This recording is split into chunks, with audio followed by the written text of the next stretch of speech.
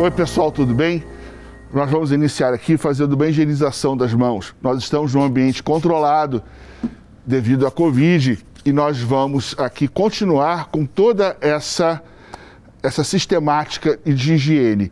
Agora eu vou retirar a minha máscara e vou também higienizar novamente as minhas mãos e vamos começar a nossa aula de hoje, que é uma continuidade da última aula da Nova Guerra Fria ou somente uma nova guerra comercial.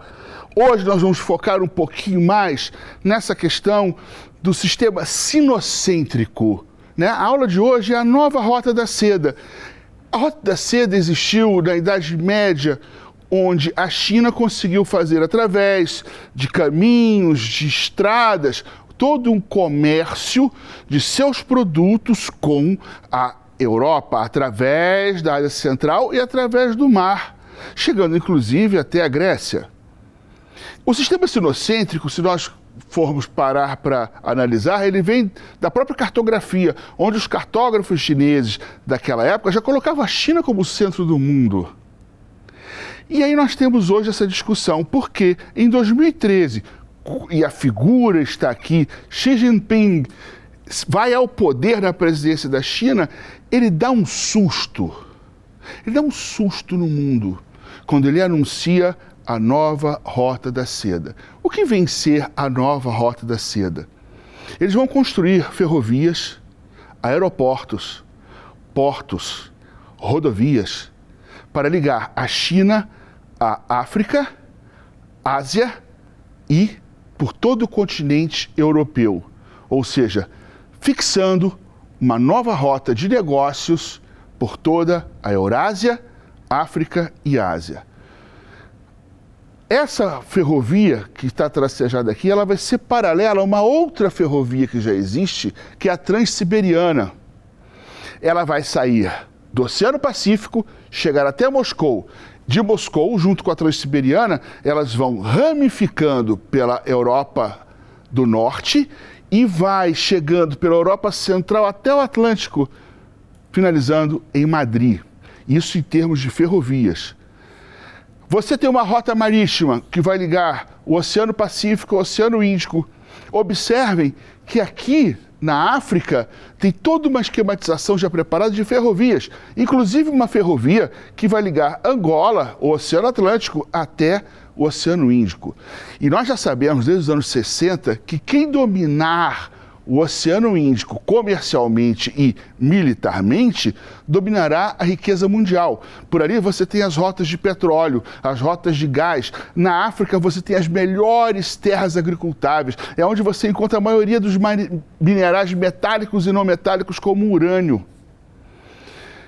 Existem empresas chinesas que vão aplicar muito dinheiro na construção de toda essa esquematização de ligação modal, a ligação de várias modalidades de transporte. 2013 foi o ano que a China causou e pegou os Estados Unidos de uma forma surpreendente. Voltando à aula anterior, vamos nos lembrar que eu toquei no assunto da crise imobiliária de 2008 nos Estados Unidos. De 2008 a 2013, os Estados Unidos estava paralisado, tentando se recuperar dessa crise econômica e atrás dos terroristas da Al-Qaeda e do Estado Islâmico posteriormente. Eles não perceberam toda essa movimentação chinesa que foi feita a 7 chaves em 2013.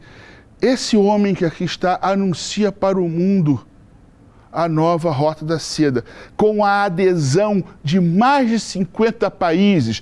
Isso abala o sistema econômico americano mais uma vez. E tem mais.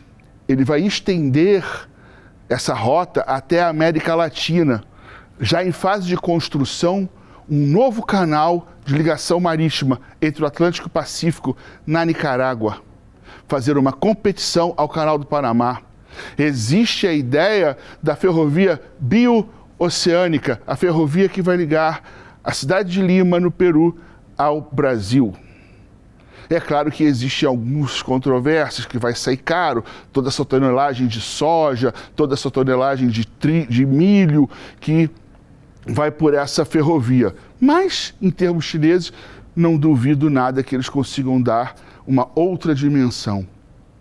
Então, o que acontece, o disparador de todo esse processo, e que hoje nós estamos vendo com a ampliação dessa discussão através da Covid, é essa fenomenal engenharia do comércio da China com o restante do mundo. Ok? Vamos ver outra aqui? Muito bem. E os demais com a China? Quem são esses demais? São os outros países que vão trabalhar com a China em toda essa construção.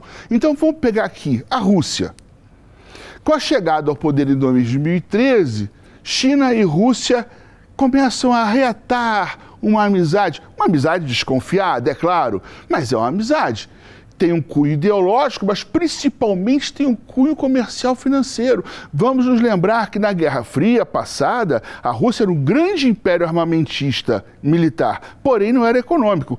Com a chegada da globalização e a quebra da União Soviética, com a formação dos estados da CEI, a Rússia se torna, além de militar, uma grande potência econômica. Nós não podemos nos esquecer que a União Europeia hoje dorme tranquilamente com o seu inverno aquecido por causa do gasoduto e do petroduto que saem da Rússia, passando pelos países da Europa Central, até chegar aos países da Europa Ocidental.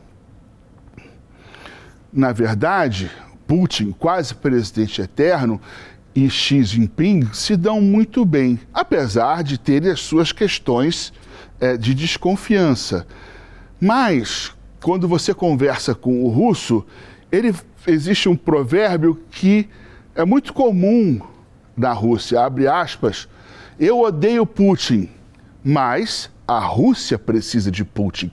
Mediante a isso, nós temos esse apelido do presidente quase eterno. Vamos ver a próxima? Muito bem. União Europeia.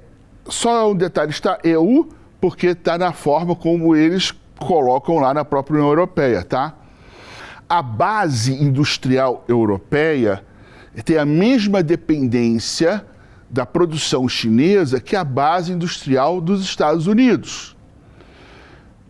Em parte, essas relações, elas são boas, tem algumas desconfianças, algumas cobranças, principalmente esse ano, veio uma cobrança muito forte por causa na Bélgica, Holanda, com relação aos direitos humanos chineses, mas, apesar também dessa desconfiança, há um entrelaçamento comercial entre os dois lugares, tanto que empresas europeias de comunicação estão, juntamente com a Huawei, desenvolvendo toda a tecnologia 5G. Portanto, a União Europeia, ela permanece ali, trabalhando juntamente com a China, não vai trazer nenhum tipo de diferença do que é hoje. Muito bem, nós chegamos aqui nos BRICS. Os BRICS é uma união de peso entre os novinhos do poder, cada um na sua área. Então nós temos ali BRICS, Brasil, Rússia, Índia, China e África do Sul. São países que são ícones nas suas regiões. Por ali, eles têm todo um processo de capital através do Banco da BRICS, que foi criado há alguns anos, bem próximos ao que nós estamos atualmente. Você tem um comércio de agropecuário e mineral. Você tem uma abertura fiscal entre eles, não é? E o Brasil vai precisar se decidir com relação à China. Porque essa questão da 5G é de suma importância para o nosso desenvolvimento tecnológico. Se a gente for ver hoje a China, o que a China representa hoje para o país, para o Brasil? Representam 5 bilhões de dólares em atividades comerciais anuais, esse valor é praticamente o valor que todos os outros lugares do mundo têm com o Brasil. 40% da nossa produção agropecuária, os chineses são os compradores, sendo que só 72% é a soja.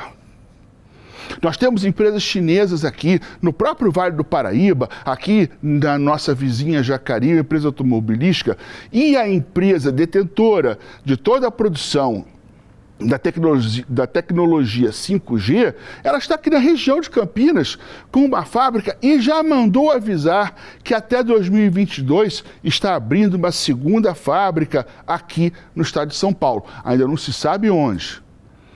Mas a questão da BRICS, inclusive, incomoda muito aos Estados Unidos, principalmente porque você tem um banco que vai dar toda essa assessoria nesse relacionamento comercial e tecnológico entre essas nações.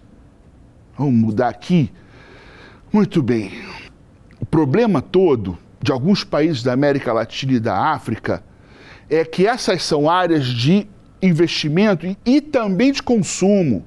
Nós não podemos deixar de relatar aqui para todos que países da América Latina e países da África, eles continuam sendo produtores de produtos agropecuários, assim como eram na era colonial. Eles não deixaram disso. A única coisa é que eles se tornaram também grandes consumidores do produto industrial fabricado no próprio país ou em outros países.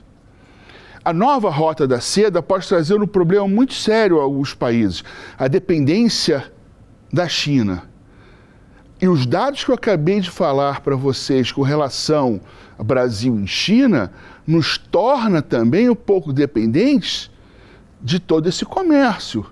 Porque há pouco tempo o Brasil foi pedir socorro aos chineses na compra das novas áreas de produção petrolífera brasileira, porque empresas europeias e empresas americanas estavam quase na desistência de todo esse processo. Então, qual será a intenção na China com os demais países? É isso que nós temos que prestar atenção. Muito bem. E agora com os Estados Unidos? Quais são as relações desses países que se relacionam com a China, com os Estados Unidos? Aliás, tem uma coisa muito interessante nessa imagem aqui. A primeira imagem que eu coloquei para provocar é uma fotografia de uma reunião da ONU em que o presidente chinês está um pouco mais à frente, conversando com alguém, e por trás dele está o Obama e Putin. O Obama está olhando para o Putin e o Putin, com um olhar e uma risadinha muito interessante. O que será que eles estavam dialogando e pensando? Aí fica por cada um, interprete como você quiser. Mas nós temos ali algumas coisas interessantes, como, por exemplo, Putin e Xi Jinping batendo um voleibol com o planeta Terra, né? E os abraços, né? Com as mãozinhas bem desconfiadas, em vez de tá assim, ou seja, aquela eterna desconfiança. Mas a Rússia é um grande parceiro, apesar de toda essa desconfiança, é um grande parceiro da China, né? E você tem uma preocupação muito grande dos Estados Unidos quanto a isso. Tanto que depois das eleições de 2015, quando Trump chega ao poder, o Trump abre os portões dos Estados Unidos aos russos, com novos acordos e venda de produtos de agropecuária, serviços, produtos industrializados. Ele quer abrir o espaço dos produtos russos para os americanos. Porém, quando os Estados Unidos correu atrás da Rússia para apoiá-lo na questão da 5G, que foi um ato, inclusive, um pouco infantil da política externa, os russos falaram, não, de jeito nenhum. Não podemos fazer isso com a China. E foi o que aconteceu. Rússia, China são compadres ideológicos, apesar das reservas. Mas os Estados Unidos vai ter que aprender a lidar com essa situação. Né? Ele vai ter que aprender a lidar com essa situação. Vamos ver a próxima aqui? Muito bem. E com a União Europeia? O grande aliado dos Estados Unidos na União Europeia continua sendo a Inglaterra. Batem no mesmo tambor. Porém, os europeus não querem ficar espremidos novamente entre duas células de poder, como foi na Guerra Fria anterior, né? Estados Unidos e União Soviética. E agora seria o que? Estados Unidos e China? Não, eles já partiram para agregar os valores. Tanto que existem vários países que já estão realizando projetos com a 5G. As empresas europeias continuam trabalhando com as empresas chinesas. A única coisa é que eles vão ficar cobrando um pouco mais a abertura do mercado americano para os produtos europeus e cobrando a China com relação aos direitos humanos. No mais, vai continuar o mesmo jogo da geopolítica e da diplomacia, coisa que os europeus continuam fazendo muito bem nos últimos 20 anos. Vamos mudar? Muito bem. Essa relação com a América Latina e África é uma coisa meio complicada. Eles tiveram alguns cochilos, né? Não vou culpá-los, afinal de contas, tiveram que erguer uma nação que foi para o buraco, literalmente, com a questão das empresas imobiliárias em 2008. De 2008 a 2013, esse seu erguimento foi muito complicado e árduo. Eles tinham uma questão do seu público interno cobrando com relação aos terroristas que explodiram as Torres Gêmeas. E alguns vazios ficaram. E eles estão tentando preencher esses vazios. Mas vocês querem ver só como é que é complicado? Desde o presidente Bush até agora, os Estados Unidos apareceram 4 vezes na África para visitas. De 2013 para cá, o presidente chinês já foi as mesmas 4 vezes. Então é muito complicado isso na visão para os africanos. Os africanos querem ir tendo uma demanda melhor para eles. E a China está oferecendo isso. Cara, a China está um verdadeiro complexo de obras hoje na África. Inclusive, eles estão dentro dessa chamada, dessa rota da seda. Eles estão lá dentro trabalhando para poder entrar novamente no mercado internacional. A China está investindo muito dinheiro na América Latina e na África. Nós não podemos nos esquecer que hoje o Brasil, o seu agronegócio, está totalmente dependente da China. Não tem por onde correr. Vamos mais uma? Então, gente, eu vou finalizando aqui essa conversa toda com vocês. E nessa aula de hoje e na aula anterior, nós falamos muito de disputa de poder, bilhões e bilhões de dólares. Falamos em ferrovias, rodovias, comércio, agricultura. Só que a gente vê que o homem, que é o centro que emana todas essas ideias, ele está esquecido. Então eu vou finalizar aqui com uma fala de Milton Santos, o maior ícone da geografia desse país, muitas vezes esquecido por ele. Então, prestem atenção, abre aspas, por causa dessa geopolítica que se instalou, proposta pelos economistas e imposta pela mídia, o centro do mundo hoje não é o homem, é o dinheiro. Isso abriu espaço para qualquer forma de barbárie, pela qual a gente deixa morrer crianças, velhos e adultos tranquilamente. Fecha aspas, Milton Santos. Isso me arrepia, gente. Isso me arrepia porque quando a gente vai ver dos nossos telejornais todo dia, a gente começa a perceber o quanto o homem é importante, mas o quanto o homem esquece do homem. Eu espero que vocês tenham gostado, eu espero que outras oportunidades venham. Aquele abraço, até breve.